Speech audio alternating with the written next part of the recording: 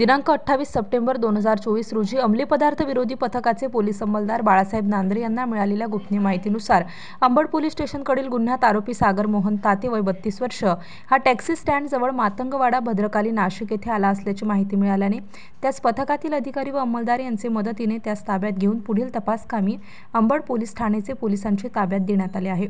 आरोपी सागर मोहन ताते हा रेकॉर्डवरील आरोपी असून त्याच्या विरुद्ध यापूर्वी दाखल गुन्हे 1 भद्रकाली पोलीस स्टेशन येथे दाखल होते। सदरची कामगिरी संदीप कर्णिक पोलीस आयुक्त सो, प्रशांत बच्छाव पोलीस उपायुक्त गुन्हे, माननीय श्रीमती संगीता निकम सहाय्यक पोलीस आयुक्त यांच्या सूचना व मार्गदर्शनाप्रमाणे वरिष्ठ पोलीस निरीक्षक सुशीला कोल्हे, पोलीस निरीक्षक अंकुश चिंतामण, सहाय्यक पोलीस निरीक्षक सचिन चौधरी, सहाय्यक पोलीस निरीक्षक विशाल पाटील, सहाय्यक पोलीस उपनिरीक्षक रंजन बेंडाळे, सहाय्यक पोलीस उपनिरीक्षक संजय ताजणे, पोलीस हवालदार भारत डंबाळे, पोलीस हवालदार बळवंत कोल्हे, पोलीस अंमलदार बाळासाहेब नांद्रे, अनिरुद्ध येवले, अविनाश फुलपगारे, अर्चना भड, सर्च नेमणूक अंमली पदार्थ विरोधी पथक गुन्हे शाखा नाशिक शहर यांनी कामगिरी केली आहे।